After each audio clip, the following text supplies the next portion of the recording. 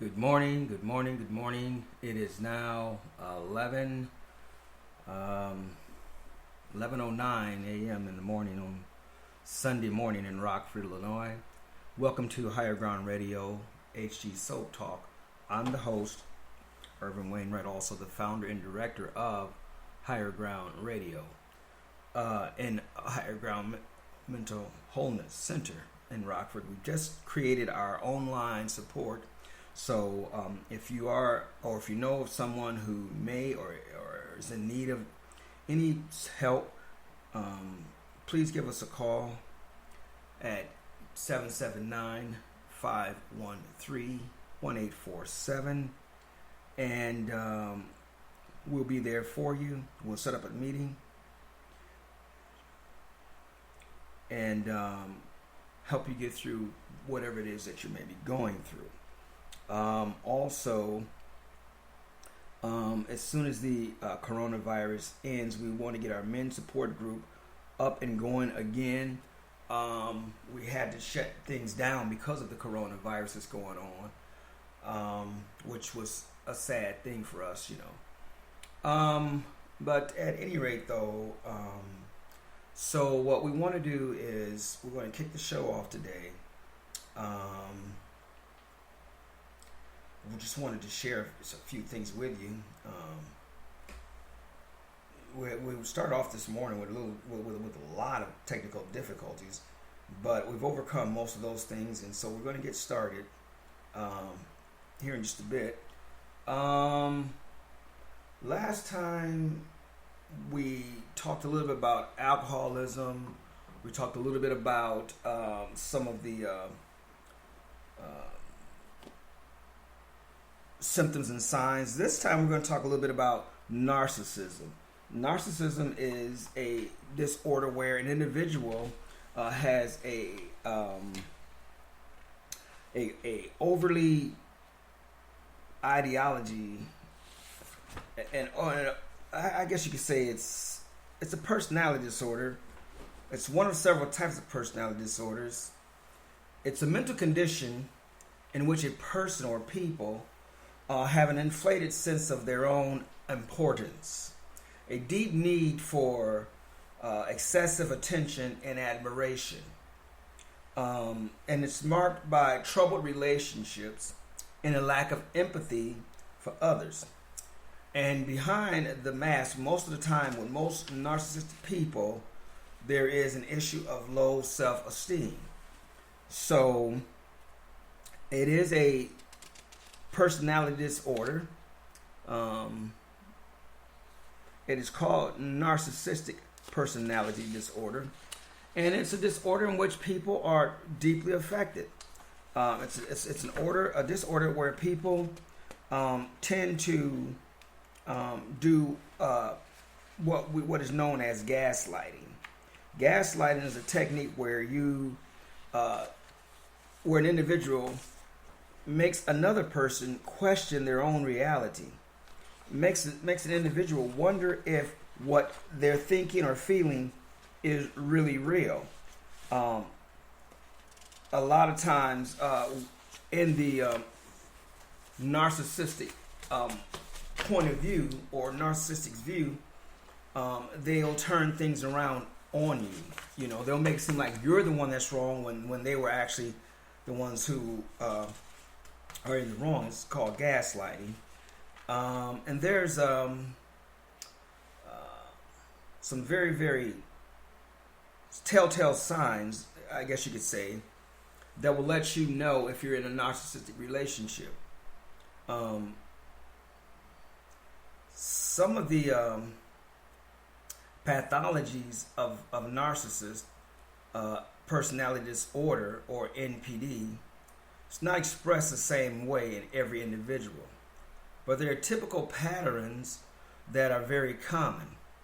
If you see most of these attitudes and behaviors in a person, you're probably dealing with someone who suffers and makes others suffer with what we call covert narcissism. Covert narcissism it's a passive aggressive type of attitude.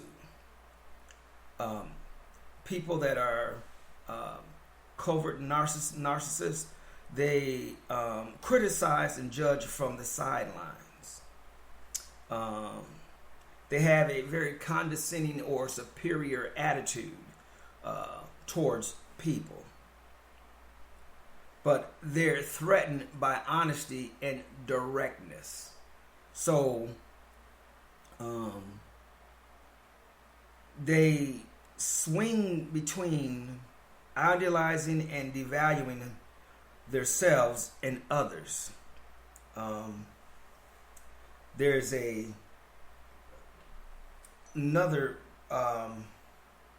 form of mental illness, that when a person is constantly asking, do I look fat? How am I? Do I am at this? Do I look old? I have wrinkles, this covert narcissist person will swing between those attitudes, those moods, where one moment they're the bomb, they're the juice, the next moment, I'm this, I'm fat, my hair ain't right, and then another sign of a covert narcissist is they deny and dismiss your feelings. And that's when I say that's gaslighting. And we call that gaslighting. When someone denies or dismisses your feelings, oh, you're always hurt about something, or, well, it's not my fault, So this is, if you see these attitudes in someone, just recognize that you're dealing with probably an undercover or a covert narcissist, okay?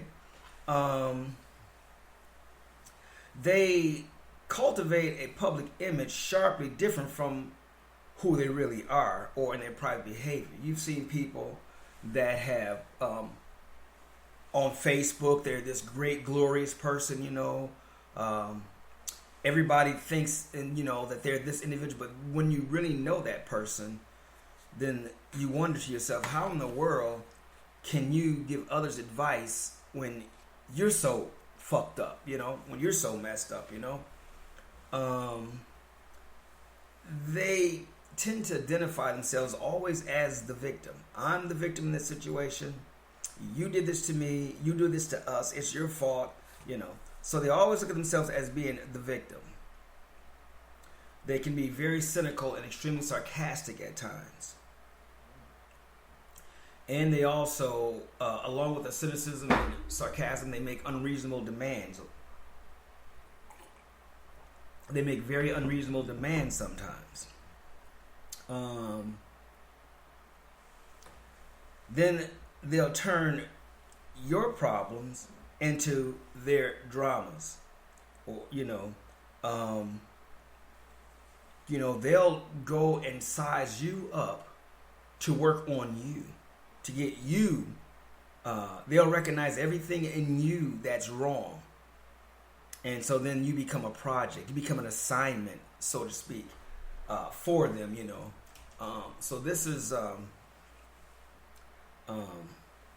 some of the warning signs. They play on people's sympathies. They do that. They also fake and exaggerate illnesses, and they do that for attention. They will withhold and stonewall, and they gaslight.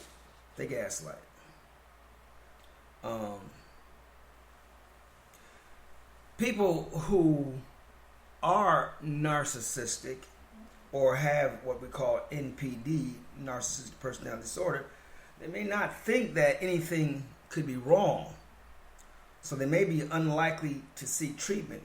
If they do seek treatment, it's more likely to be for symptoms of depression, drug or alcohol use, or another mental health problem. But perceived insults to self-esteem may make it difficult to accept and follow through with treatment. If you recognize aspects of your personality that are common to narcissistic personality disorders, or you're feeling overwhelmed by sadness, consider reaching out to a trusted doctor or mental health provider. Getting the right treatment can help make you, or help make your life more rewarding and enjoyable. Some of the causes of narcissistic personality disorder. It's not known really what causes narcissistic personality disorder. As with personality development and with other mental health disorders, the cause of narcissistic personality disorder is likely complex. So a narcissistic personality disorder may be linked to the environment in which one grows up in, mismatch in parent-child relationships with their excessive adoration or excessive criticism that is poorly tuned to the child's experience. So sometimes we call that a non-genome epigenetic transmitting of trauma. And it's an environmental situation where you can grow up in a home where love is either excessive or inexcessive. So then there's the genetic aspect that a lot of mental illnesses we now know are inherited, and the characteristics are passed down through the genes. Then there could be there's a neurocognitive or neurobiology aspect of a mental illness, and that's the connection between the brain and the behavior and the thinking. There may be a disconnect in there.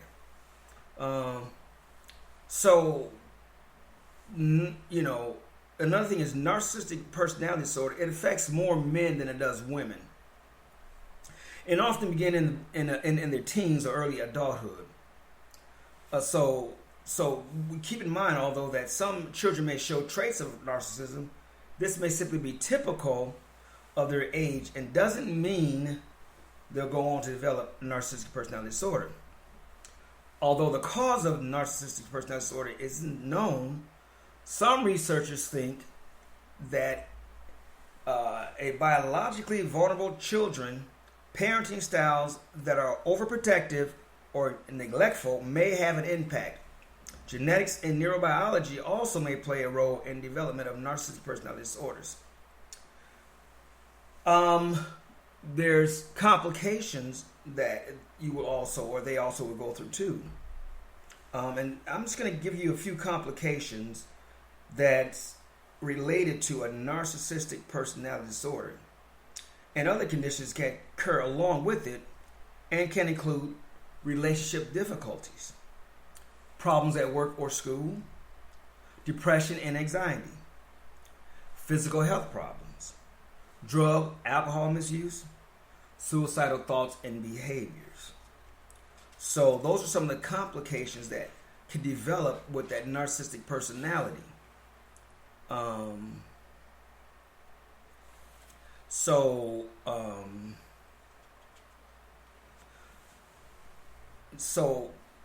Because narcissism or the narcissistic personality disorder is unknown,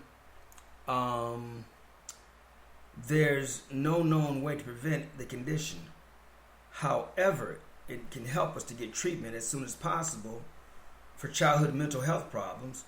We can participate in family therapy to learn healthy ways to communicate or to cope with conflicts or emotional distress.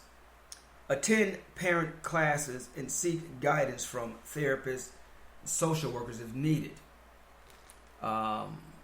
Again, I'm your host, Irvin Wainwright. This is Higher Ground Radio, and we call this episode Higher Ground Soap Talk, HG Soap Talk for Soap Notes. I wanted to leave this with you before we tune out. If you're in a crisis, call the National Suicide Prevention Line at 1-800-273-8255 or text EMM to 741-741 or contact the Substance Abuse Mental Health Service Administration Disaster Distress Line at 1-800-985-5990, or you can call Higher Ground Mental Wholeness Center Limited Liability Corporation at 779-513-1847. Talk or text to connect with a trained crisis counselor. I'm your host. Have a great day.